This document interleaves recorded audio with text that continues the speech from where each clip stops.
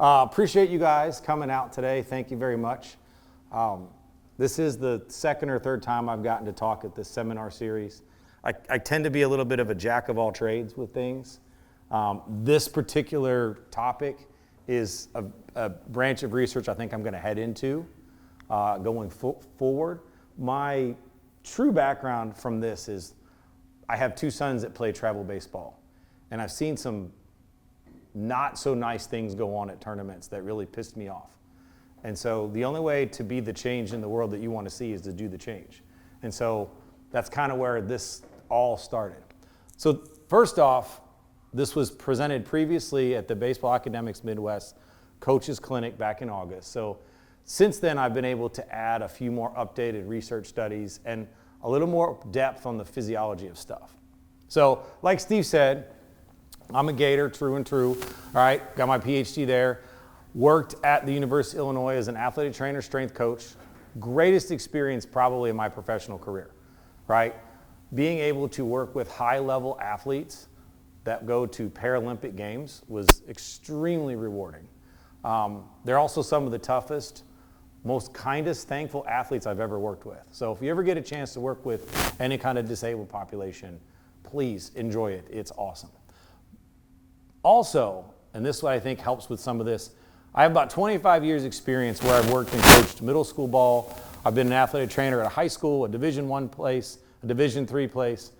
I've done strength and conditioning. I've kind of put it all together to be able to interpret for you guys and make this a science talk while having some application for real life. So I always start, everybody that knows me knows I always start every lecture with a quote. And I think this one is probably one of the most appropriate quotes I've ever given. An ounce of prevention is worth a pound of cure, right?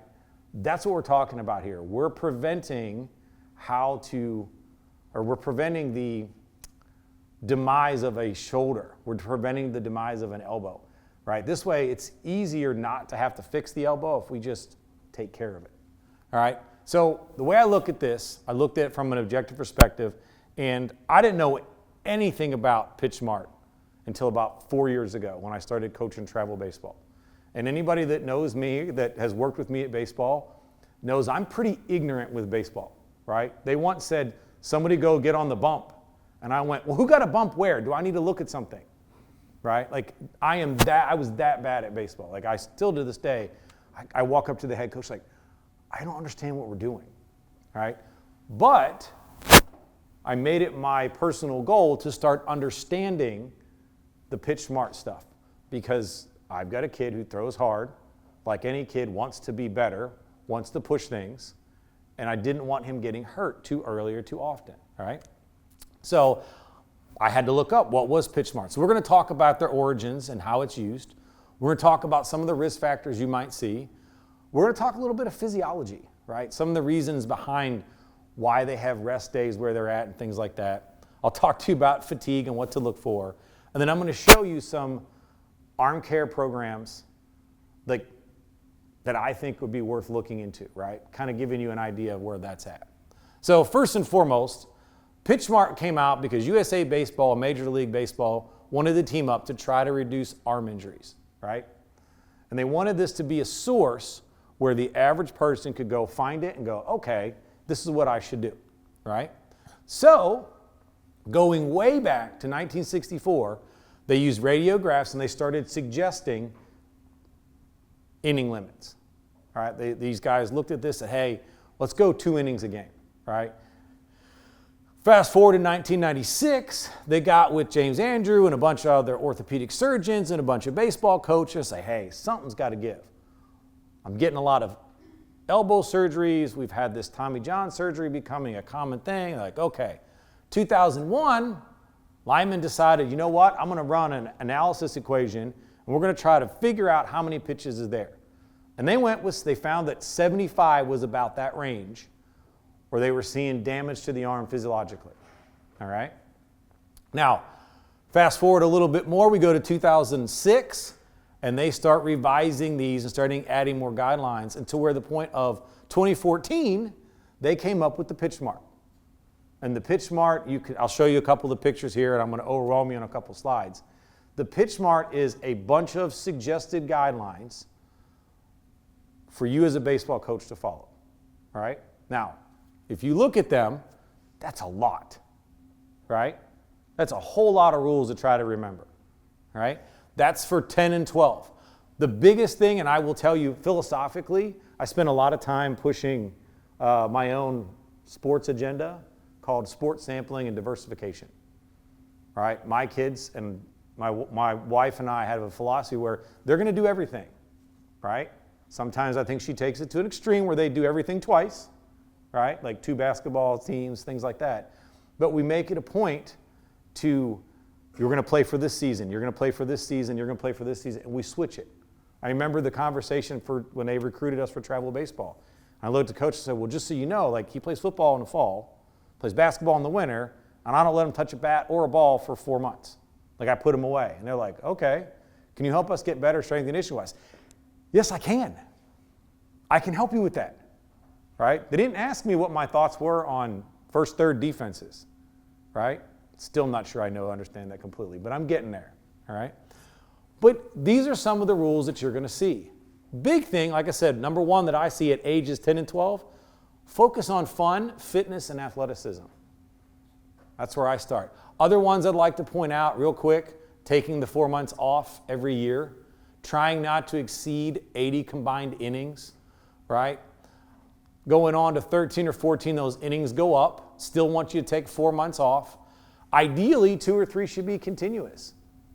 That's hard, right? We see a lot of fall baseball. We see a lot of kids that they only want to do baseball. They love it so much, right? So having to sit them down and pull them apart with that sport gets a little challenging. A couple of the ones we're going to talk about later on this is the pitcher-catcher relationship and the workload that we're not seeing.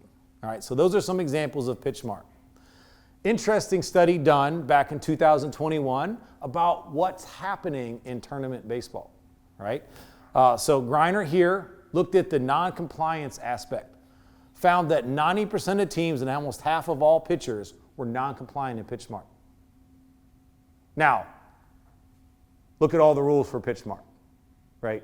That's hard to be compliant on every single one of those.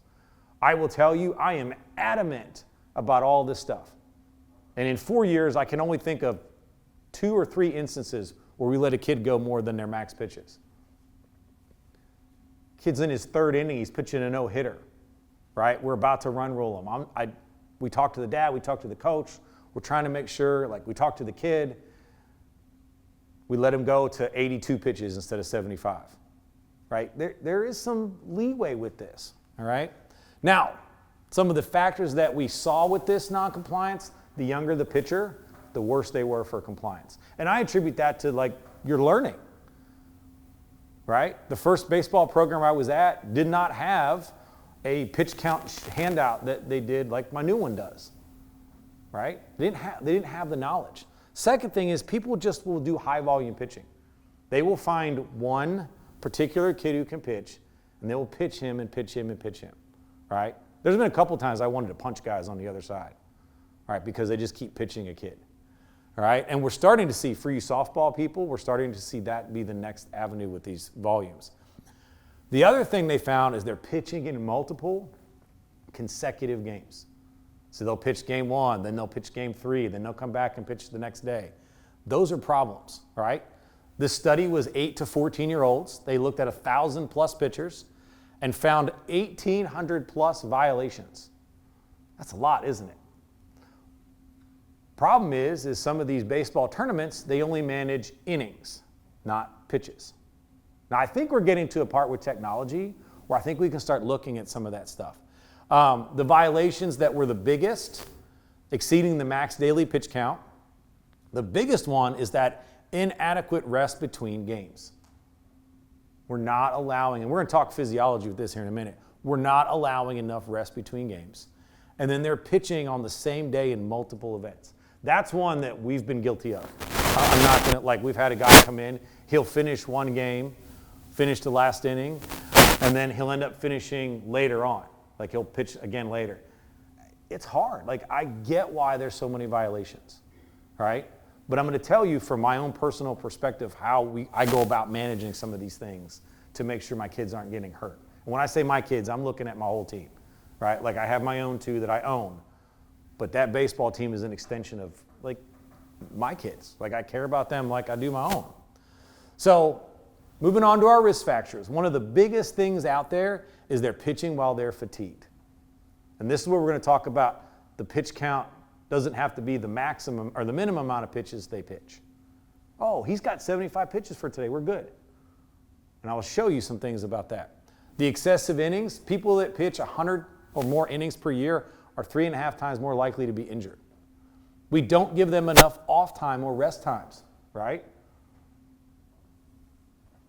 People think I'm crazy, but I literally look at a calendar and I go, okay, these are the 2 months where you're not going to do anything. My son has been driving me crazy July and August. I want to pitch. I want to pitch. I want to throw. I'm like, buddy, we're in this new baseball program. We're going to do a little fall ball, but I need your arm to rest, right? Like getting that through to a 12-year-old is challenging, okay?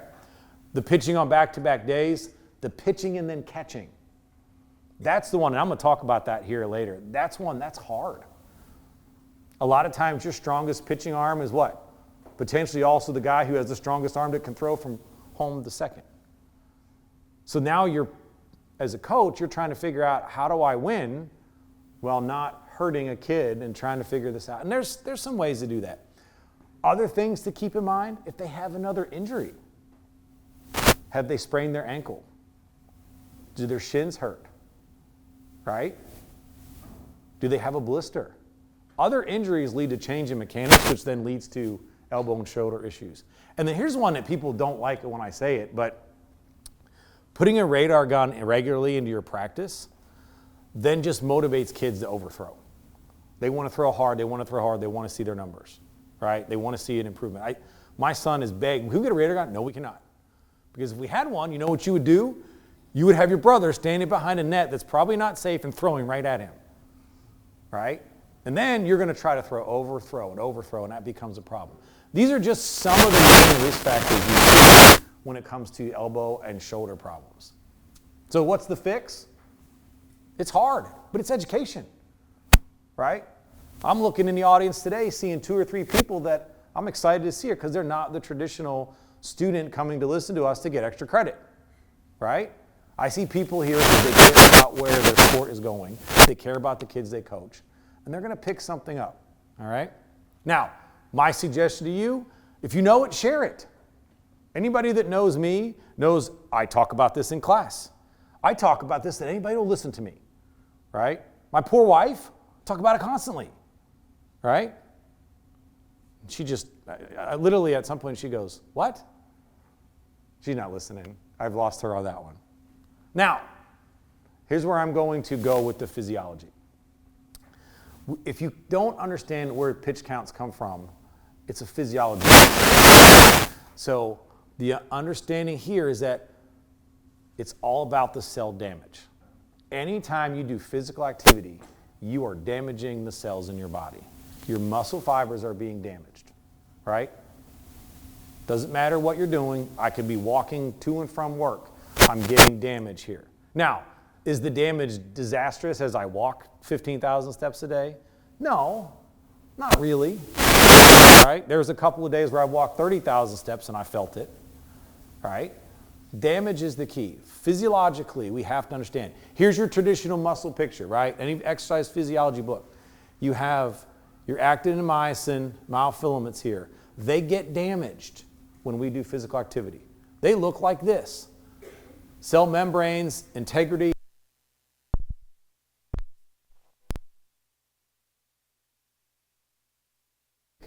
I like to give this talk to you guys, but I really want to continue giving this to coaches because they don't understand this. This is where I come in and can help them with that. Because they don't understand, but I do, muscle damage occurs and then you get regeneration. So physiologically, these mechanical stresses from pitching, right, they destroy the plasma membrane that I just showed you. With that becomes an increase in calcium, right, which then leads to a protein degradation and cell death or necrosis.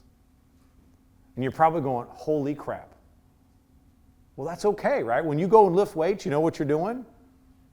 You're getting mechanical stresses that break down the barriers, and then you get anti-inflammation and growth. So we go through necrosis, we get some swelling, we'll start to get some hematoma formations, but then all of a sudden, we go through these waves, right, where we get neutrophils, macrophages, T cells. They come in, they clear out the damaged cells, and you know what they do? They repair. Your body, to me, outside of maybe a 69 Mustang, is the most amazing piece of equipment you'll ever deal with. What your body can do is amazing, right? Now, those of you that are do exercise physiology know it's also overwhelming. So when you go and talk to a coach, here's a nice slide to show them, hey, we got damage occurring. This is roughly what's happening, right? And you can use the common terms. Hey, it's destroyed. We get protein breakdown and cell death. We get inflammation and swelling. But look, over time, we start to go from pro-inflammation to anti-inflammation. We get to get cell regeneration, right? And then your body, being the unique thing that it is, goes, hey, if we're going to keep doing this, maybe we should put a little more down. Let's build a few more actin and myosin filaments in there. Does that make sense? You guys follow that from a physiology perspective? So that's what happens. Now, that mechanical stress relates to us in what's called workload, right? So the repeated microtraumas that we go through, right? Throwing a ball. Now, most of you guys aren't old like me, and throwing a ball, I threw a Frisbee earlier today, and I thought I threw my arm into disarray. One throw, all right? That microtraumas literally start to break down, and we have to think about this in workload, internally and externally, all right? And that looks like this. My internal workload, how my body feels. What is my perceived exertion? What is my heart rate? What are my lactate levels? What's going on a cellular level? That's my internal workload, right? External workload, specifically to baseball, pitch counts, volumes, distances thrown. If in a perfect world, I would literally go to every baseball practice and I would track every throw and measure the distance and track that volume week to week and make sure we're staying within an avenue of safety. The other thing is, got to figure out how to track that. Internally, mood scales, soreness levels, fatigue perceptions. My wife and I do a lot of research together, and she does pain stuff, right? And we use a visual analog scale of 10 centimeters, right? We use a number scale, 1 to 10. You can start tracking those to see where they're at internally, and you can track their workload, pitch counts, velocity, innings pitched, games pitched.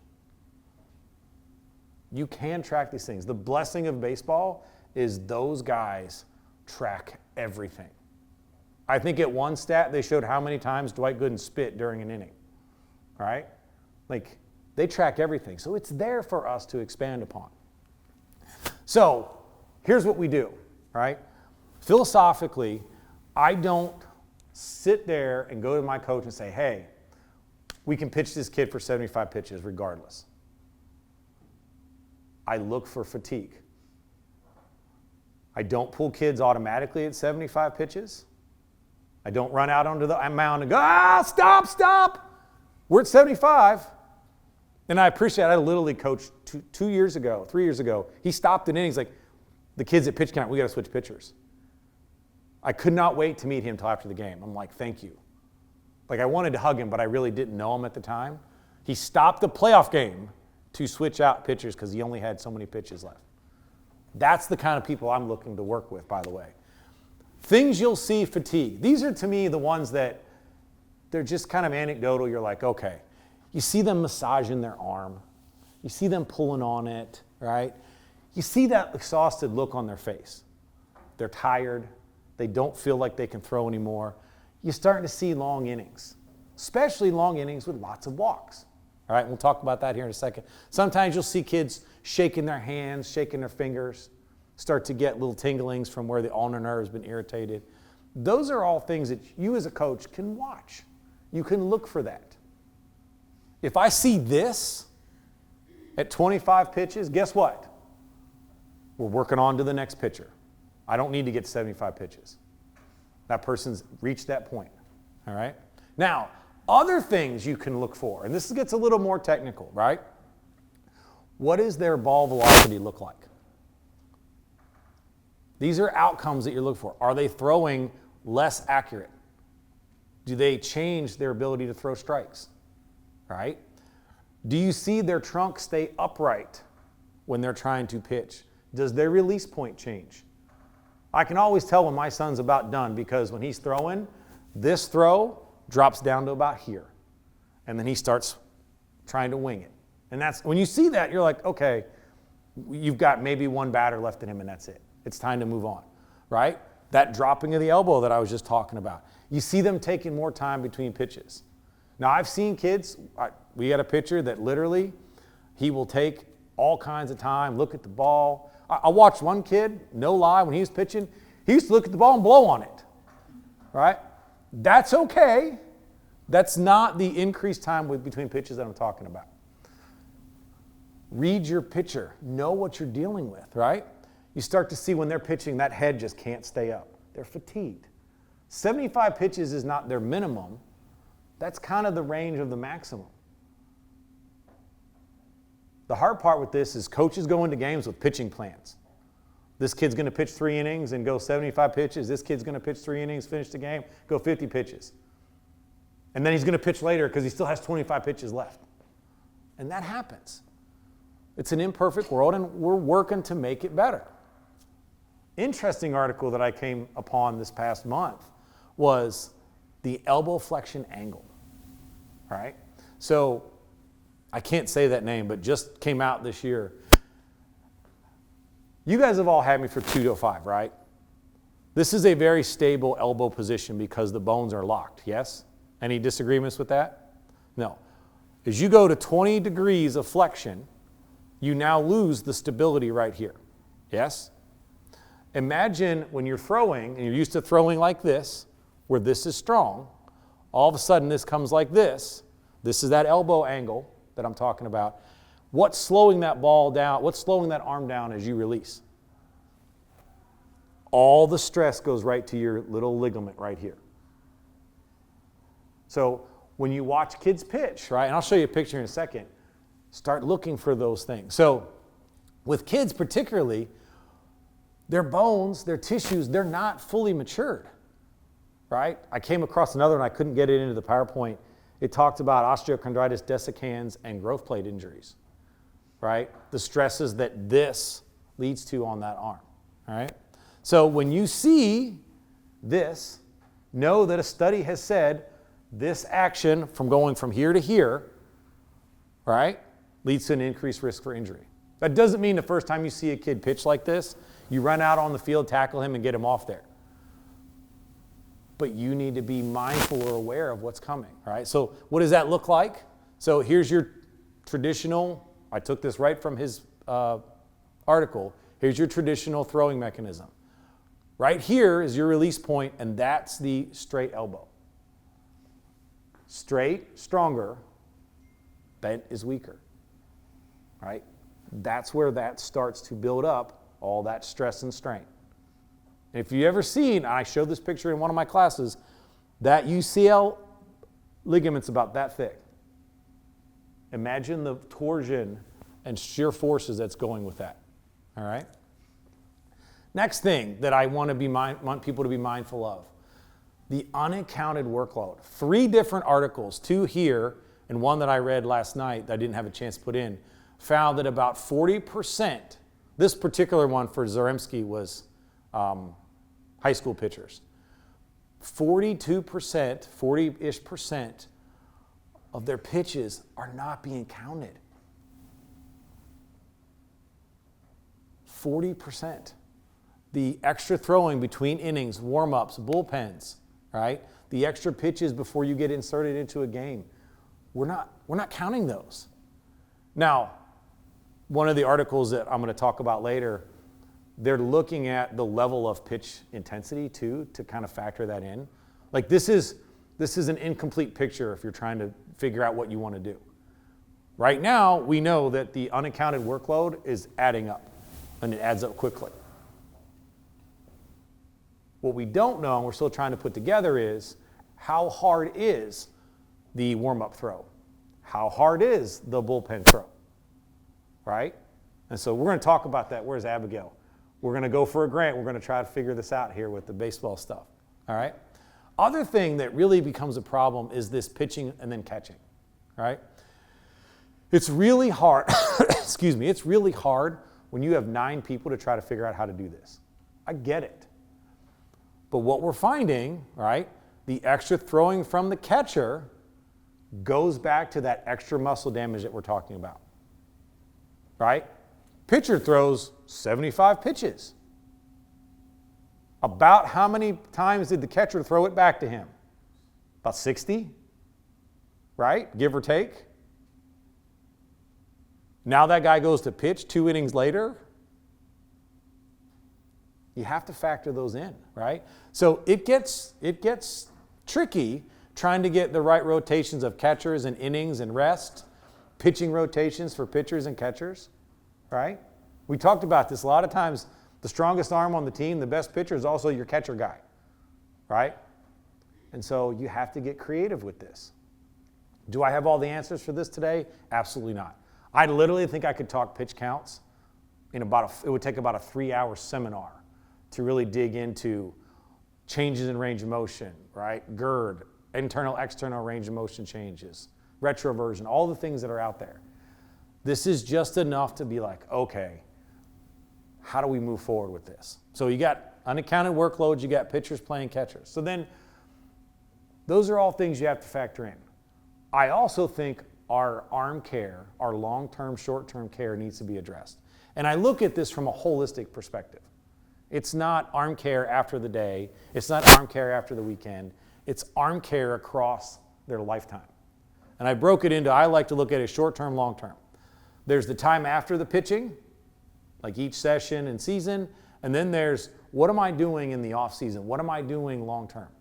Short-term, they talk about 3 days of rest, 72 hours. You'll hear that a lot. 3 days of rest, 72 hours. I've heard some people say it's 1 hour per pitch thrown, which is a pretty interesting way to look at it. And then long-term, we're going to talk about some of the pitch smart stuff. We're going to talk a little bit about workload, and then I'm going to talk about the long-term athletic development. So here's your rules. This is straight out of Pitch Smart, right? They give you roughly how many days of rest are needed with how many pitches, right? So you can see here as they get older, right? 75, 85, 95 as they get older, right? The idea is they're stronger, they should be able to handle it.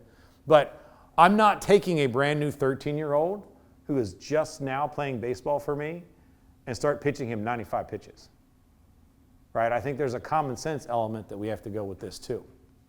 So why 3 days of rest? Where did they come up with that? Did somebody just say, 3 days? No. If you know me, you know I don't do anything without a reason, right? So being the guy that I am, I do question, why did you come up with 75 pitches? Why did you have this? Why is it 3 days? What they found is that supraspinatus, biceps head of the tendon, they have a change in thickness where it decreases and they increase their strain ratios.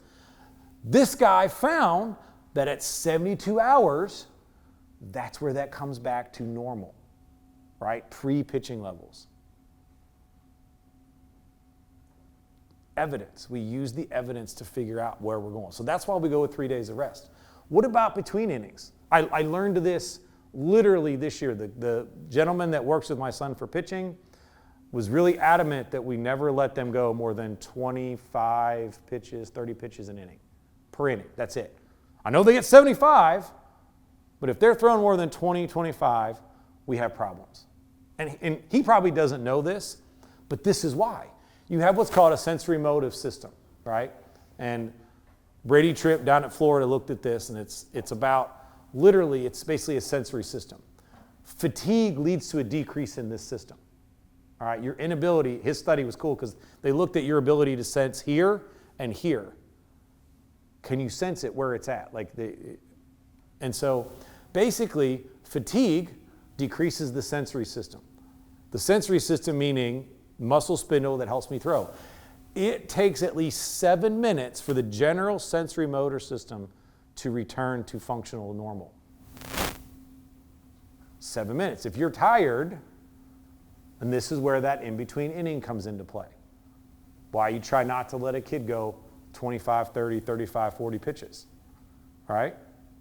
And I will tell you, the team I work with, we're not perfect, right? We do make mistakes. We're not perfect.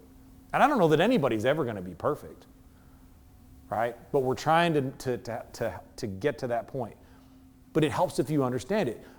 The glenohumeral joint, the specific shoulder joint, it needs at least 10 minutes or more to recover. And think about the cumulative effect, right? If you get a quick inning, you have a long inning and then it's a quick 1, 2, 3 inning, you got to go back to pitch. Is your SMS back to normal? Probably not. Is your glenohumeral joint back to normal? Probably not. It takes time for recovery for these things. So, what do I do with this? Well, I think about this from a rest perspective, right? And I put some pictures of my sons in here. They're a little bit older now, but these are the only pictures I had. I went through and did a complete workout program for our baseball team a few years ago. I made Maddox do some pictures for that. Here are things you can do to help with recovery, whether it's in season or short-term stuff. Follow the Pitch Smart recovery lines, all right? Look at those lines and follow them. 2, I try to, and I'm still working on getting our guys to do this, go get a light jog between innings after you're done pitching. Jogging, right, while I don't do a lot of it myself, I understand that it provides blood flow throughout the body. What do I want? Go back to that slide. Do I want more neutrophils, macrophages, mast cells, stem cells to get into those areas? I do, and jogging helps with that. A light jog or light post-game activity, hydration, nutrition.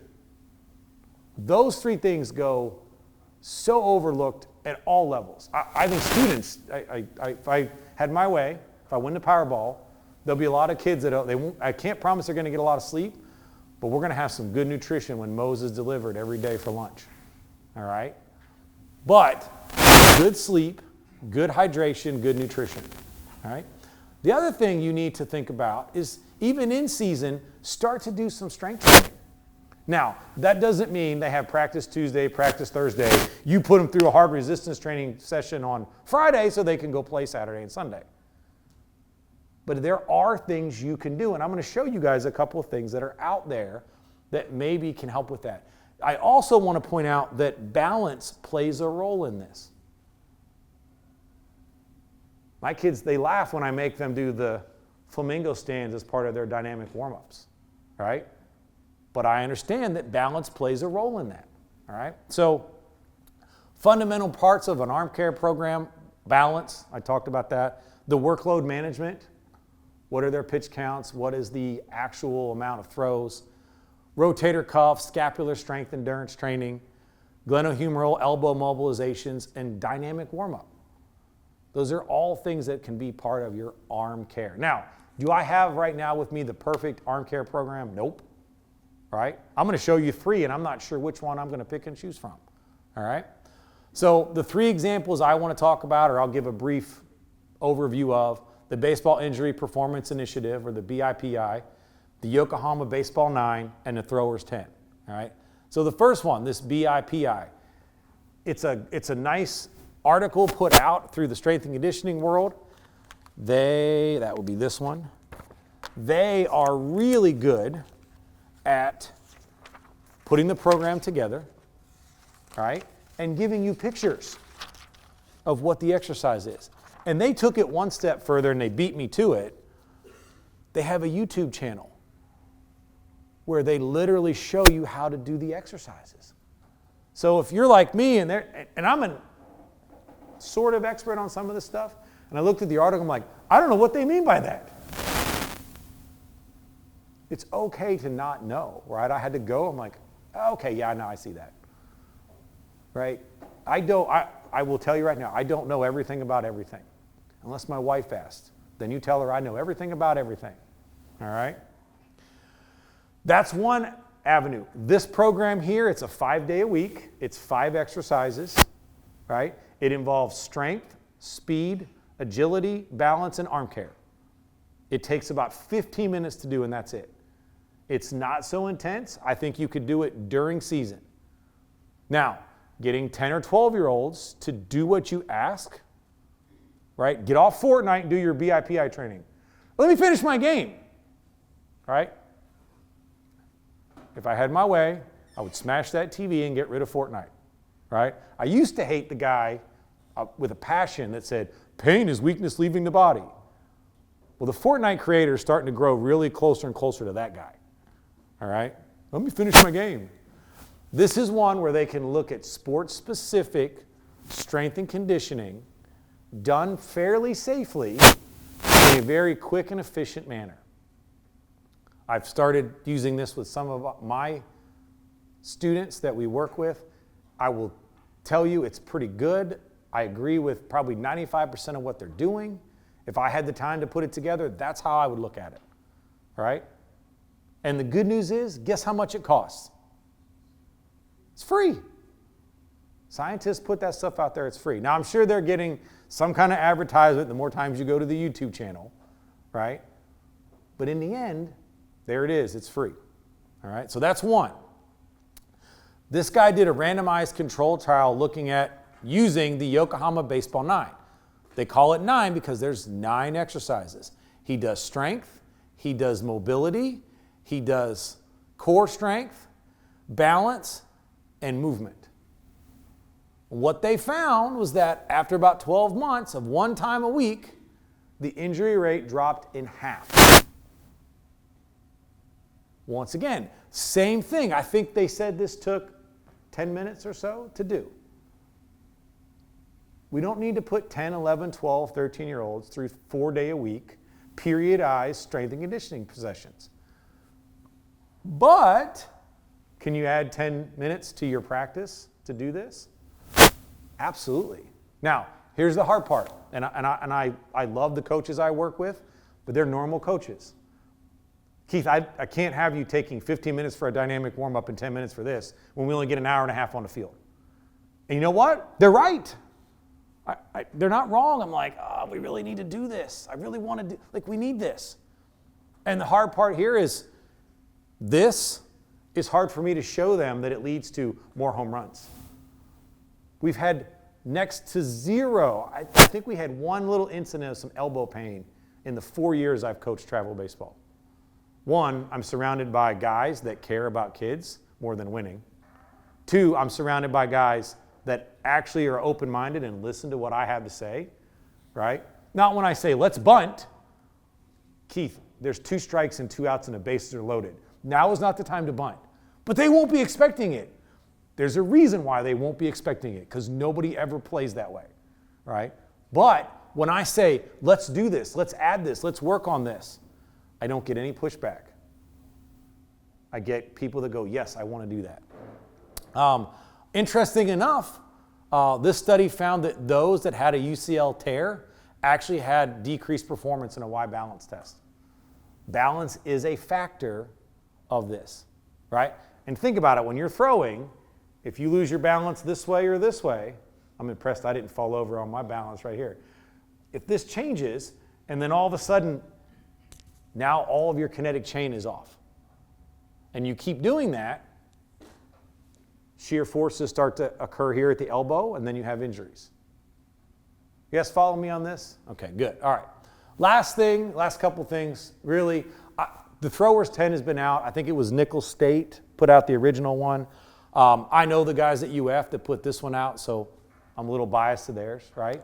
But it's the same concept, right? It's basically 10 or 12 exercises that takes about 15 minutes, and it is literally, truly just strengthening the arm in the way that it should be done. And we talk about this in class, right? You know, there's bicep day for Naugle, right? Everybody knows that's every day for me. But we forget, and nobody goes like, well, today's supraspinatus day. I'm doing teres minor today, anybody in? You know, nobody does that, but these are the muscles in here that help keep the shoulder stronger for longer, all right? So a little bit of summary here. Watch your overhead throwing, watch your workloads, right? 2 to 3 months off, 4 months is preferred. Try to take them out of competitive baseball for about 4 months. Try not to exceed the 100 combined innings in any 12-month period. Try to keep them below 400 to 600 pitches, depending on the age, right? Like that goes up as you get older, right? They're able to pitch more and more, all right? Next thing, and this is probably where I spend a little too much of my life living and learning, is the long-term athletic development. This is where coaches are like, okay, Keith, we've done enough bear crawls and Spider-Man crawls and inchworms and everything else that you do, right? Find, I don't care which program, this is the NSCA's long-term athletic training position statement. The USA Baseball has a long-term development plan. Both of them are of the same concept. Start with basic fundamental skills, right? Help them have a physical literacy, right? Physical literacy. Can I balance? Can I throw? Can I run? I spend all kinds of time teaching kids to run so they stop going like this, right? Then there's the one kid who's a hockey player who I have to break this from every March, right? His legs go out and his arms go out. I'm like, dude, you're killing me, right? Pick a program. Look at it. Now, this isn't going to work for your senior in high school, but this is how we've been applying things to our kids when I do basketball warm-ups, when I coach basketball, when I coach baseball, when I coach flag football, right? I'm a long-term development person and a fundamentals person, right? Winning isn't the end result for me. It's not, right? Last time I checked, whether I win or lose, I'm still going to be in this spot helping Steve and Jeff, and we're going to do this, right? When I win, nobody calls and asks me to come to the MLB, right? So I spend a lot more time working on development for that. So with this said, in conclusion, when it's done well, your pitch counts can save a kid's arm or keep them playing baseball. Don't get caught up in the baseball to be baseball's sake, right? Make sure it's a good quality program. Make sure you coach or teach to protect your players. Control what you can control, all right? I can control the pitch counts, all right? I can control watching for fatigue. I can't control a 10, 11-year-old and how they pitch. I work on it, but I can't control those things, all right? There's tons of videos on the Pitch Smart Resources Guide you can look at. Last thing, and this is a little bit of a plug for the undergraduate research program. Abigail and I have already started talking about this. Freehill used an arm sensor to track throws, linear acceleration, and peak linear acceleration in 10 to 12-year-olds. They literally put a device similar to this on the arm and they wore it the whole day, right? I'm thinking about trying to get a grant to get a couple of those. I've already been in touch with Actigraph, and you get in touch with these companies, you tell them you have an idea and you have one question, you get an email twice a day. When are you buying our product? When are you buying our product? What can we get you? How much grant money do you have? I'm like, I'm just thinking about getting one to build a program. I got a student that I think can really help me with this and go forward. I think it'd be interesting to go from 10 to 12 and go 13 or 14.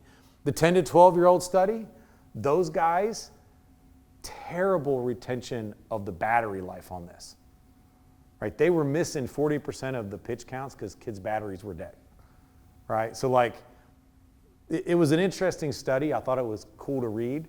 I think it lays the groundwork for something that would be interesting to do. And they sold it really nicely. They found all like the linear velocities and the throws. But then at the end, they're like, oh, and the limitation was this many kids couldn't keep the battery charged, so we lost data. That happens with kids. That's not a problem. And then I think it would be interesting to look at this as you get to the older age, you start to add an injury tracking component.